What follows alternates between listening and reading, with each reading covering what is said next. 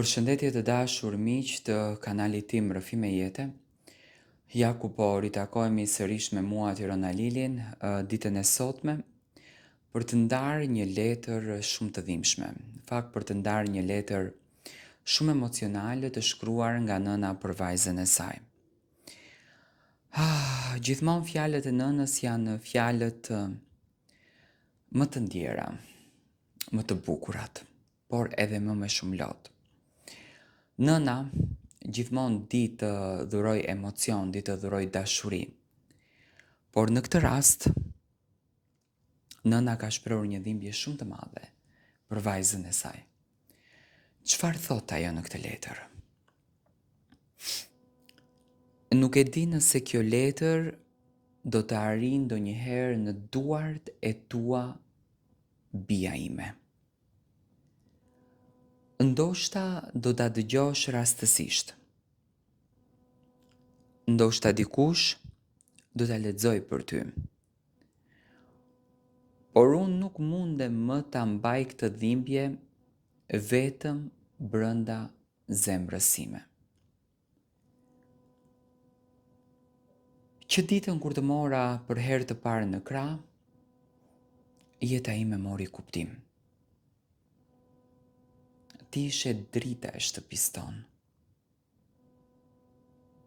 Çdo buzëqeshje e jotja ma largonte dhimbjen. Çdo loti yt më diqte shpirtin. Premtova se do të të mbroja gjithmonë, edhe nëse do të më duhej të jepja jetën time. Kaluan vitet. Të pash të hidhje hapat e parë. Të shkoje në shkollë. Të ndroje për jetën të bukur. Nuk kishim pasuri, por kishim dashuri. Punova ditë dhe natë që mos të mungonte buka, libri dhe ngrohtësia e një nëne. Kur u rite dhe u dashurove, unë u luta që Zoti të të falte një burr që të respektonte dhe të donte. Në ditën e dasmës të putha në ballë dhe fsheha lotët e mi. Të lash të shkoje sepse besoja se po niseshe drejt lumturisë tënde. Por pas pak muajsh, fillova të shoh një trishtim që nuk e kisha parë kur në sytë e tu. Kur të pyesja në telefon se si je bija ime, ti përgjigjeshe, jam mirë nën. E dija se nuk ishte e vërtet. Një nën e ndjen dhimbjen e fëmijës edhe kur ai buzëqesh. Një ditë erdhe në shtëpi. Kishe mavjosje që përpiqeshe t'i fshihje. Më the se kishe rënë, por zemra ime bërtiti, por nuk desha të rëndoja. Të përqafova fort dhe u luta në heshtje që të mos të ishte ajo që unë në thelb po e mendoja. Më pas, mësova të vërtetën. Ti po duroje fyerje, poshtërime edhe dhunë.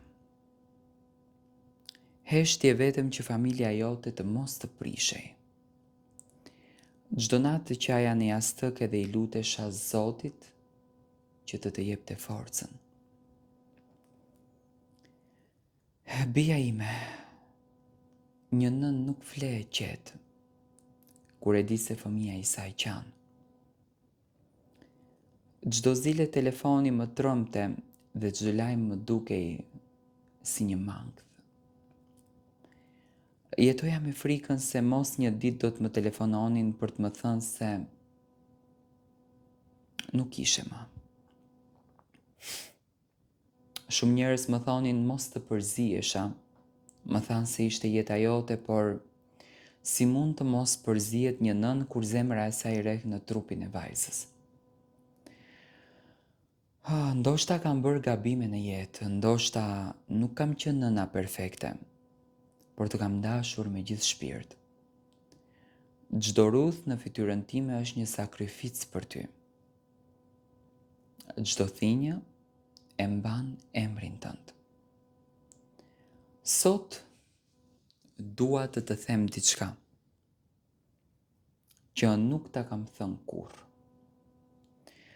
Nuk ka turp të kërkosh ndihmën. Nuk është dobësi të largohesh nga dhuna. Dobësi është të humbasësh veten duke duruar padrejtësinë. Nëse një ditë ndjehesh e vetme, dera e shtëpisë time do të jetë e hapur gjithmonë për ty. Nuk më intereson se çfarë do të thotë bota. Më intereson vetëm që ti të jesh gjallë, e sigurt edhe e lumtur. Kur shoh fotografitë e tua të fëmijërisë, më duket sikur koha ka ndaluar. Shoh vajzën që më qeshte pa frikë, që vraponte në obor dhe më thëriste: "Nën, asa më mungon e buzëqeshje. Nuk dua pasuri, nuk dua dhurata, dua vetëm të të shoh të qeshësh sërish. Dua të të përqafoj pa ndjerë se po fsheh një dhimbje të madhe.